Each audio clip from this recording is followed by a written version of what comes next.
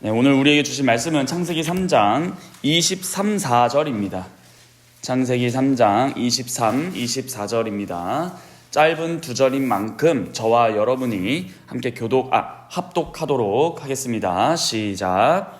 여호와 하나님이 에덴 동산에서 그를 내보내어 그의 근원이 된 땅을 갈게 하시니라. 이같이 하나님이 그 사람을 쫓아내시고 에덴 동산 동쪽의 그룹들과 두루 도는 불칼을 두어 생명나무의 길을 지키게 하시니라. 아멘. 오늘 설교는 지금까지 설교 혼인과 노동의 총합으로 마무리하도록 하겠습니다. 잘 들어주시길 바라요. 이것을 오늘 마지막 설교까지 해야 완성입니다. 자, 정리할 겸 추가를 하도록 할게요. 창세기에서 하나님이 아담을 창조하셨죠. 그리고 그에게 무엇을 명령하셨는가는 창세기 1장 28절에 잘 나와 있습니다. 27절은 왜 생략하나요? 26절과 28절을 비교해서 보시면 26절은 하나님의 독백에 가깝고요. 28절이 이제 드디어 창조된 그에게 명령하시는 것입니다.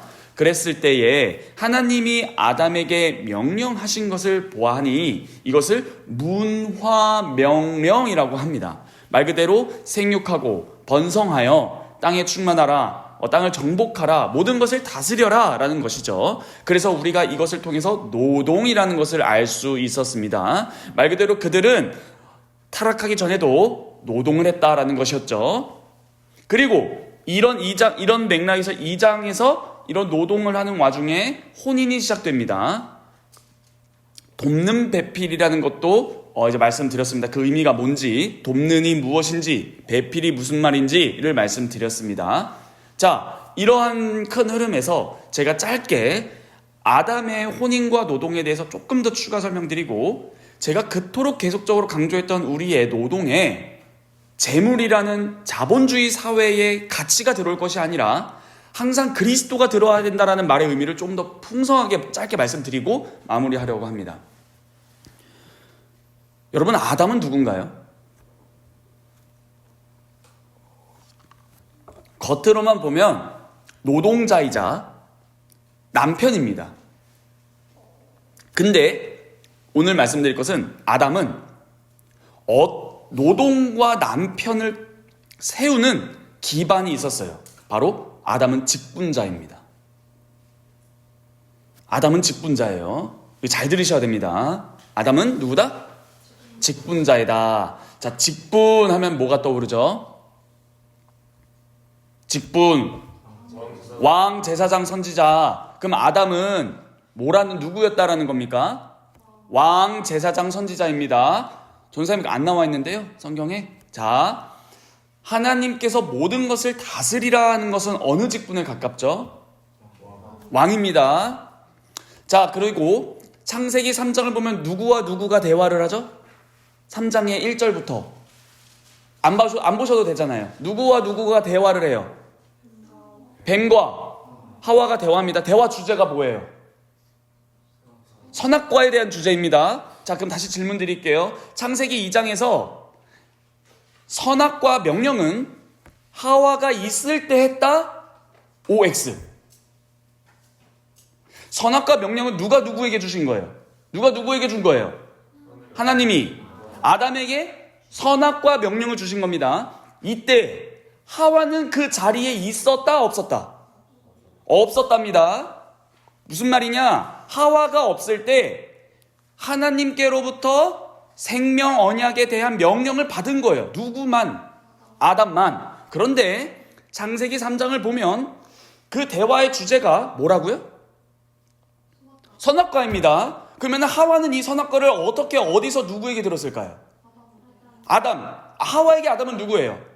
남편입니다. 남편에게 하나님의 명령을 들었겠죠. 하나님의 말씀을 들은 겁니다. 하나님의 말씀을 전하는 자를 우리는 직분자로 누구라고 말합니까? 제사장?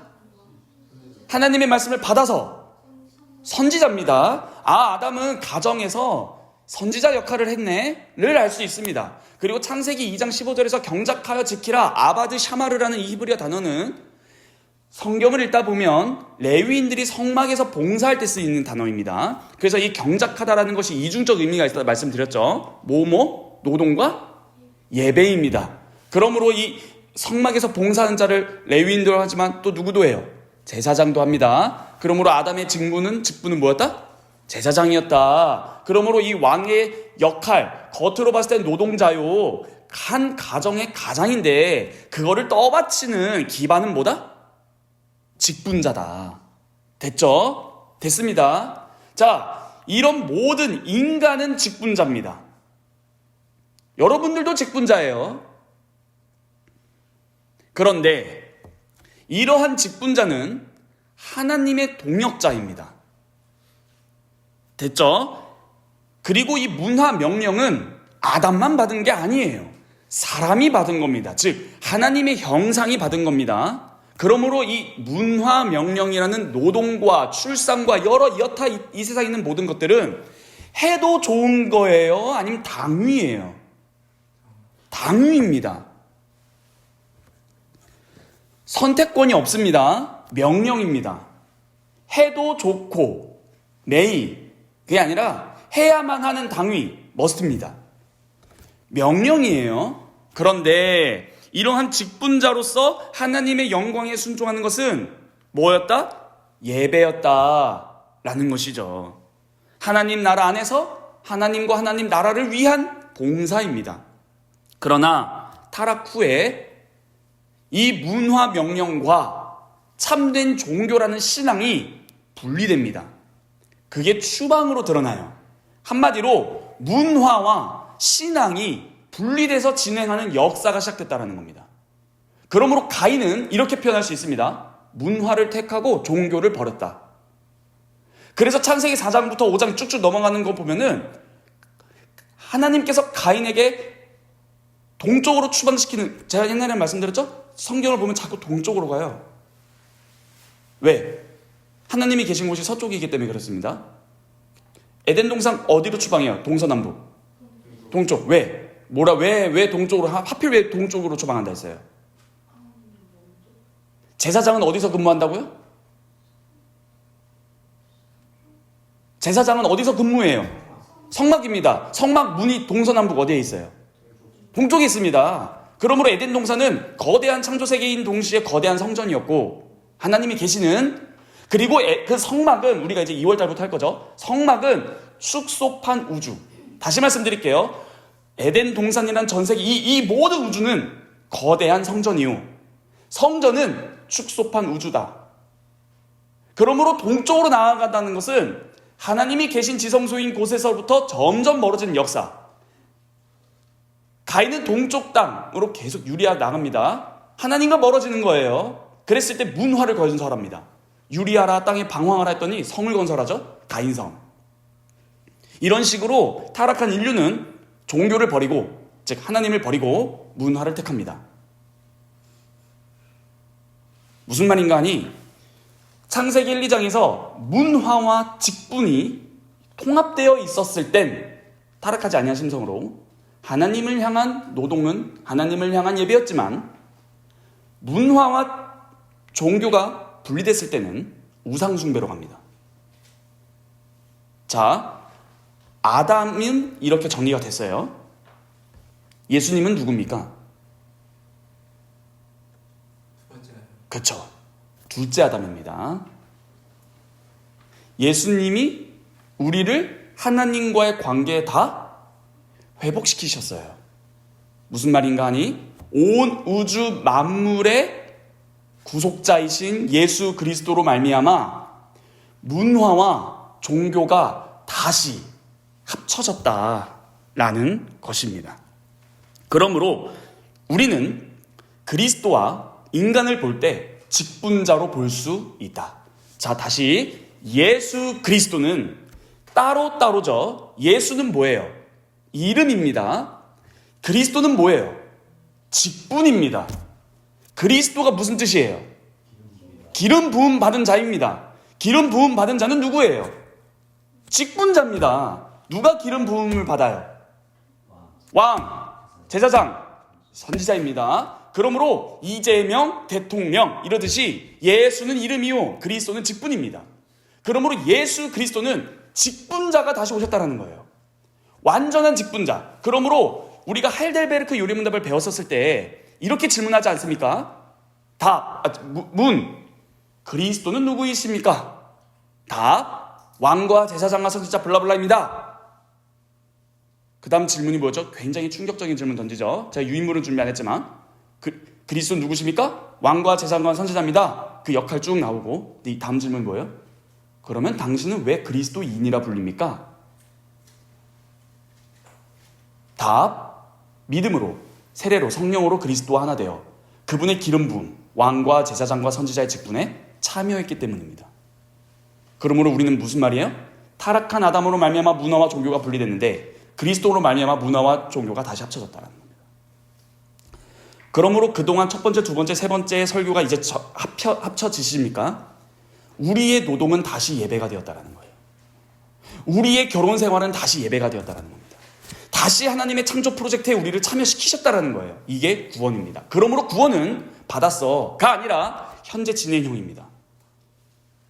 우리의 구원은 우리의 일상에서 시작된다. 이게 우리의 모든 삶을 구원하신 예수 그리스도라는 뜻이에요. 이해되십니까? 다시 말해 우리의 모든 문화 활동이 출산도, 자녀 양육도, 하물며 장로의 신방도, 교회에서 내는 출판물도 본격적으로 이젠 문화에 간접적 영향을 주는 간접적으로 하나님의 창조 프로젝트에 참여한 것이 되었다. 그러므로 교회가 이런 것들을 가르쳤을 때 성도가 각성합니다. 이게 종교개혁이었어요. 이젠 당신들이 하는 것들이 다 예배가 되었다. 그리스도를 믿는 믿음 안에서 그랬을 때 성도의 삶이 기뻐졌었습니다. 문화 활동이 무엇인지를 깨달아 버린 거예요. 내가 하는 것이 창세기 1, 2장으로 회복됐구나. 그리스도 안에서. 그러므로 우리는 출산을 하더라도 결혼을 하더라도 노동을 하더라도 장로가 신방을 할지라도 구제 활동을 하더라도 아니면 누군가의 친구를 만나더라도 모든 문화 활동이 다 예배다. 어떻게? 그리스도 때문에. 그래서 그냥 추상적인 말로 여러분들의 삶에 예수님이 있어야 됩니다. 아 그치 뭐 큐티하라는 건가? 그게 아니라 여러분들의 모든 삶, 결혼도 노동도 다 그리스도를 중심으로 해야만 하나님 앞에 우상숭배가 되지 않는다라는 거예요. 그러므로 이렇게 말할 수 있어요. 이 세상은 신자와 불신자가 함께 공동으로 작업하는 작업장이지만 공동 영역은 없습니다. 아니 전사님 신자와 불신자가 겉으로 보기에 똑같이 일하잖아요. 내가 출근하나 불신자가 출근하나 어차피 똑같은 활동을 하고 똑같은 월급을 받고 똑같은 일상생활을 하는데 뭐가 다릅니까? 그렇게 질문하면 틀린 거예요. 왜요? 창세기 3장 이후로는 문화와 종교는 분리됐어요. 모든 자들의 활동은 다 우상숭배입니다. 그런데 우리의 활동과 불신자의 활동이 뭐가 다릅니까? 라고 하는 게 무식한 겁니다. 우리의 결혼생활과 불신자의 결혼생활이 뭐가 달라요? 제가 그래서 혼인 때 뭐라 말씀드렸어요? 여러분, 우리가 예수를 믿었다라는 건 무슨 말이에요? 예수 그리스도와 연합됐다라는 거예요. 아, 맞잖아요. 믿음은 연합이에요. 그리스도를 붙잡는 게 믿음이잖아요. 그런데 왜 불신자랑 연애하고 결혼하냐라는 거예요. 다시 말씀드릴까요? 우리는 그리스도와 연합됐어요. 믿지 아니한 자는 그리스도와 분리됐어요. 그런데 우리가 불신자랑 결혼은 뭐예요? 남녀가 연합하는 거잖아요. 그리스도와 연합된 자가 어떻게 그리스도와 연합되지 않은 자와 연합되냐라는 거예요. 한마디로 말씀드릴까요? 영적 모순입니다. 모순이에요. 그리스도와 연합되는데 그리스도와 연합되지 않은 자와 내가 연합되겠다? 그러면은 그 사람이 정말 의심스러운 거예요. 아, 어떻게 그게 가능해? 불가능해요. 하면 안 돼요. 그래서 사도 바울이 에베소서 5장에서 난 비밀을 깨달았다라면서 남편과 아내를 어떻게 하냐면 남편은 머리된 그리스도요 아내는 몸된 교인이라 그리스도가 교회를 사랑하는 것처럼 남편은 아내를 사랑하라. 몸된 교회가 그리스도께 순종하는 것처럼 아내들은 남편에게 복종하라. 지금 무슨 처세술을 말하는 게 아니라 남편과 아내의 역할은 사실 그리스도와 교회의 연합을 예표하는 예표였다라는 겁니다. 그러므로 우리는 예수 그리스도로 말미암아 다시 우리의 믿음과 문화 활동이 하나가 되어서 우리가 하는 모든 것들을 하나님께서 받아주시겠다라는 것이에요. 이것이 잘 드러나는 게 타락 이후 창세기 4장에서 가인과 가인의 재물을 받지 아니하시고 아벨과 아벨의 재물을 받으셨다. 뭘로 말미암아? 믿음으로 말미암아. 그게 무슨 말이에요? 종교와 문화가 하나가 되었다라는 것이 그림자로서 창세기 4장에 희미하게 드러났던 겁니다. 이걸 히브리서가 11장에서 잘 해석했죠. 믿음장에서. 그러므로 그리스도는 우리의 문화의 열쇠이자 단서입니다. 그리스도를 믿는다라는 것은 우리의 모든 삶이 열렸다라는 거예요. 어디로? 다시 서쪽으로 들어간 겁니다. 그래서 예수 그리스도의 십자가 사건을 해석하는 것을 성경 자체에서 보면은 예수 그리스도의 찢어진 몸을 통해서 휘장으로 들어갑니다. 하나님께로 들어간다. 우리가 그리스도와 연합됨으로 말미암아 그리스도께서 참된 지성소, 우리 2월 달부터 성막에 대해서 PPT 다 준비해서 배울 거예요. 예수 그리스도께서 하늘로 승천하신 것을 어떻게 표현합니까? 참된 지성소로 들어가셨다. 왜냐하면 우리가 배울 것 출애굽기에서 성막은 하나님 하늘의 모형이에요. 모델하우스. 그 원형이 뭐예요? 하늘입니다. 하나님이 계신 곳. 그래서 이 땅에서의 구약 성경에서 성막과 성전과 제사장과 이런 제도를 보면은 하늘에서 대략 어떤 일이 일어나는 줄 알 수 있어요. 그러므로 이 지상의 임시 모형 처소인 지성소로 들어가신 것이 아니라 그리스도는 하늘에 참된 하나님 계신 곳으로 들어갔다. 근데 방금 예수 그리스도를 믿음으로 뭐라고 했어요? 그리스도와 연합. 그러므로 그리스도가 승천했을 때 우리도 함께 승천했다는 뜻이에요. 아닌데요? 지상에 있는데요? 그게 아닙니다. 이게 그래서 이미와 아직, already but not yet이에요. 이미 하나님 나라가 도래했고 그 나라에 들어갔다. 그러나 아직. 이게 믿음이에요. 그러므로 우리의 삶은 다 예배가 됩니다. 하나님의 처소 앞에서 하는 행위. 코람데오라는 말 들어보셨죠? 하나님의 면전 앞에서. 하나님 앞에서 하는 행동이다라는 거예요. 그래서 다시 말씀드릴까요? 노예제도를 폐지하지 아니한 이유? 하나님께서 보수를 주신다. 이게 우리의 믿음의 소망 아닙니까? 그래서 우리는 이웃 사랑을 실천할 수 있는 사랑이 되는 것이고 이 모든 것은 기반의 믿음이었다는 거예요. 믿음, 소망, 사랑이니라. 그러므로 우리의 모든 이 믿음과 소망은 사랑으로 증명돼요. 이 중에 제일은 사랑이니라. 그렇지 않습니까? 우리가 이웃 사랑을 위해서 살아가는 거예요. 가능해졌습니다. 그러므로 교회는 이제부터 하나님 나라의 영광을 위한, 하나님을 위한 모든 예배 활동이 시작됐다는 겁니다. 여러분들이 참으로 그리스도를 믿는다면 이것이 가능해졌다는 거예요. 예, 설교를 정리하고 마치겠습니다. 그리스도는 둘째 아담으로서 첫째 아담이 실패한 그 직분을 회복하러 오셨다. 그럼 무엇을 회복하셨는가? 단순히 우리가 지옥 안 가고 천국 가는 건가? 아니요. 그렇게 말하는 것은 예수 천국 불신지옥은 기독교의 0.5%만 말하는 거예요. 왜? 창세기 1, 2장은 아담이 천국 갔냐 지옥 갔냐를 논하지 않습니다. 아담이 어떤 존재였고 무엇을 했는가를 논했지. 그러므로 그것을 잘 이해할수록 창세기 1, 2장을 정말 잘 이해하는 사람일수록 그 터 위에서 세워진 요한계시록까지의 성경을 이해할 수 있는 거예요. 창세기 1, 2장 없이 그리스도를 이해하면 예수 천국 불신지옥 이거 됩니다. 그거밖에 안 돼요. 틀린 게 아니에요. 그게 전부라고 말해서 틀린 거예요. 아담은 왕과 제사장과 선지자라서 남편과 노동자였어요. 이 모든 것이 회복되었고 여러분들은 하와로서의 직분으로 다 회복된 거예요. 그러므로 월화수목금토와 주일을 분리하는 것은 그릇된 행동이고 무엇을 믿는지 잘 모르는 행동입니다. 여러분들의 모든 삶이 예배입니다. 그러므로 예배의 시간을 잘 지키는 사람은 그의 주중 생활이 건전하다라는 것이고 건전한 생활을 한다라는 자는 결국 예배의 생활이 바르다라는 것이 같이 간다라는 거예요. 분리될 수가 없다니까요. 내가 일요일날 안 쉬면 월화수목금토를 어떻게 버텨? 이게 틀린 사고입니다. 내 직업 선택은 재물로 선정된다. 다 틀린 겁니다. 이미 너무 많이 말씀드려서 더 이상 말할 필요가 없어요. 여러분들한테. 그러므로 직분자 그리스도를 믿음으로 우리의 직분이 회복됐다는 것은 우리의 일상 한다반사의 모든 일들이 하나님께서 받아주실 만한 예배가 되었다. 혼인이든 노동이든 그것에 포함된 모든 것들 싹 다. 그래서 교회는 놀랍게도 이 회복됐지는 않습니까? 근데 교회 이 세상 역사와 교회 역사를 보면 어떻게 되는 줄 아세요? 교회가 타락하잖아요. 그럼 세상이 파괴됩니다. 항상 이 밀접한 관계가 있어요. 교회가 망가지잖아요. 그럼 세상이 망가져요. 왜냐하면 교회는 선지자적 역할을 해서 앞서 나가가지고 항상 하나님 나라를 선포하는 거거든요. 교회가 윤리적으로, 도덕적으로, 신앙적으로 모든 면에서 타락하면 할수록 세상도 같이 망합니다.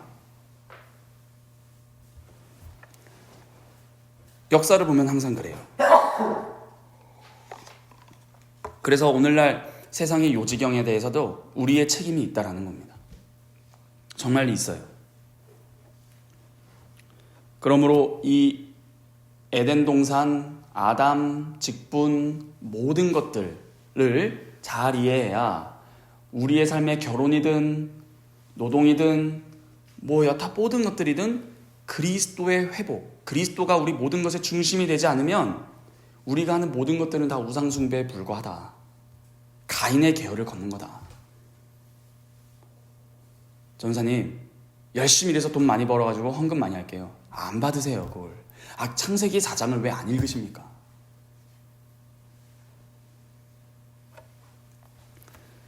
그러므로 혼인을 위해서 잠깐 말씀드리고 마무리 마치도록 하겠습니다. 가정의 가장은 항상 왕과 제사장과 선지자의 직분을 수행해야 합니다.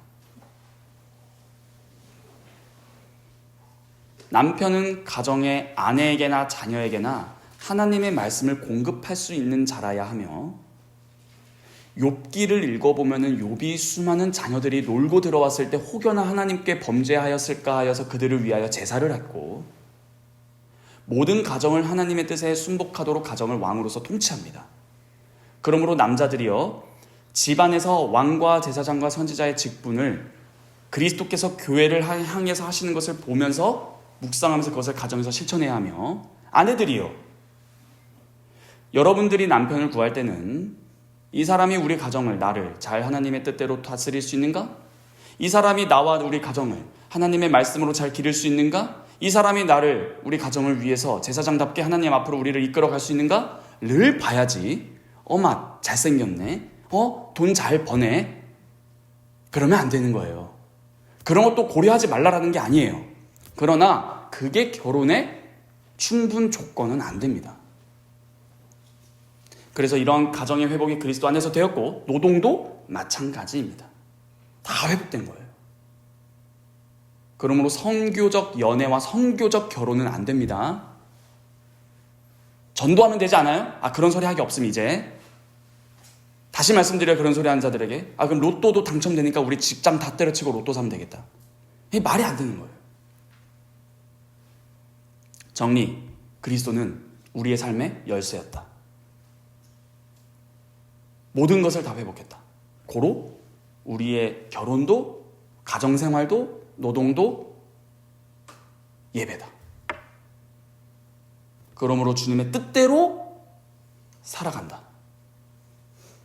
부당한 고난을 받아도 그리스도께서 그렇게 고난을 받은 그 말로가 죽음으로 끝나는 것이 아니라 부활로 말미암아 모든 사람을 살렸듯이, 우리도 하나님을 생각함으로 부당한 고난을 받아도 참고 인내하여 우리에게 참된 보수와 평가를 해주실 하늘의 상전을 바라보며 나아간다. 이러한 소망이 없으면 인간은 비인간화가 되고 인간성은 좀먹습니다. 왜 우리의 삶이 그렇게 우울하고 워라밸을 찾을까요? 그리스도가 없으면 자꾸 우리는 그것을 채우려고 할 수밖에 없는 존재예요. 이것을 꼭 잘 기억하시길 바랍니다. 그래서 오늘 2박 3일 동안에 이 4번의 설교를 잘 조화시키면은 우리의 삶에서 어떻게 되어야 하는지, 이 기반이 있으면은 사실 더 깊게 실천적으로 들어갈 것이 많이 있다 했어요. 예를 들어서 우리 노조는 어떻게 봐야 되는가, 이런 디테일한 점들. 그 다음 18세기의 프랑스 혁명, 1789년인가요? 프랑스 혁명이 내세웠고, 오늘날 그것을 사회주의라는 그런 것들이 같이 탑승해서 20세기, 21세기의 페미니즘과 여러 LGBTQ나 이런 것들이 왜 나왔으며, 오늘날 왜 여성 목사라는 것도 시대에 편승해서 왜 등장해, 이런 디테일한 것들을 다 봐야 돼요. 근데 우리가 이런 개념이 없으면은 왜 남자만 목사해? 여자도 목사면 되잖아. 왜 이런 소리도 막 하는 것이고, 평등과 박애와, 그게 기독교 사상 아닌가? 왜 그러므로 이 현대에 물드는 것으로 보면은 노예제도 폐지를 하는 사도들은 좀 납득이 안 돼요. 왜 교회들을 해서 여자들아 조용하라, 집에서 남편들 이렇게 배워라. 야, 이거 완전 남성 우월주의 아닌가? 자꾸 이런 식으로 성경을 시대의 정신으로 투여해서 봅니다. 다 틀린 거예요. 우리는 직분자 그리스도로 회복된 창세기의 관점에서 읽어야 된다는 겁니다.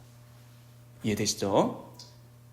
그러므로 우리의 영적 싸움은 노예제도 타파, 이런 게 자본주의 타파 이런 게 아닙니다. 아무런 본질적인 회복 없이 제도를 타파하면 더 큰 악이 생길 뿐이에요. 없애자 누구든지 할 수 있어요. 그 대표적인 게 니체 아닙니까? 다 일단 부수자. 그러면 새로운 제도가 생기잖아요. 그럼 다 망가집니다. 또 제도가 바뀌면, 이념이 바뀌면, 사상이 바뀌면, 정치가 바뀌면, 정권이 바뀌면 유토피아가 생길 것 같죠? 인간이 만든 제도는 가인성입니다. 우상숭배예요. 자본주의가 하나님 앞에 영광입니까? 공산주의가 하나님 앞에 영광입니까? 다 인간의 제도예요. 그 안에서 우리가 바뀐 거예요. 그리고 새하늘과 새 땅이 오면 싹 쓸어버리시겠죠. 그러니까 제가 여기서 뭐 정치를 말한다 그게 아니에요. 직분자 그리스도가 우리의 열쇠다. 이거를 잘 묵상해 보시길 바랍니다. 기도하겠습니다. 거룩하신 하나님 감사합니다. 주님께서 우리를 하나님의 형상으로 지으심으로, 즉 하나님의 동료 사역자로 지으심으로, 즉 우리를 직분자로 세우심으로 이 세상에서 왕과 제사장과 선지자의 그 터에서 노동활동도, 혼인활동도, 여러 문화활동도 하면서 동시에 하나님의 언약, 생명 언약, 하나님이 하지 말라라는 것을 하지 않는 그 예배자의 태도를 가지고 직분자로서 하나님의 명령으로 순종하는 것은 예배였으며, 그것이 곧 하나님의 나라 안에서 하나님 나라를 향한 봉사였습니다. 그러나 타락 후에 성경을 가만히 보니 문화와 종교가 분리되었고, 고로 우리의 모든 이 세상에서의 사람들의 문화활동은 하나님을 향한, 하나님 나라 안에서 하나님 나라를 위한 봉사가 아니라 다 자기를 위한, 자기 나라를 위한, 자기의 이기적인 것을 채우기 위한 우상숭배로 전락했음을 가인을 통해서 너무나 잘 보여주셨고, 이때에 이 모든 것을 회복하시고자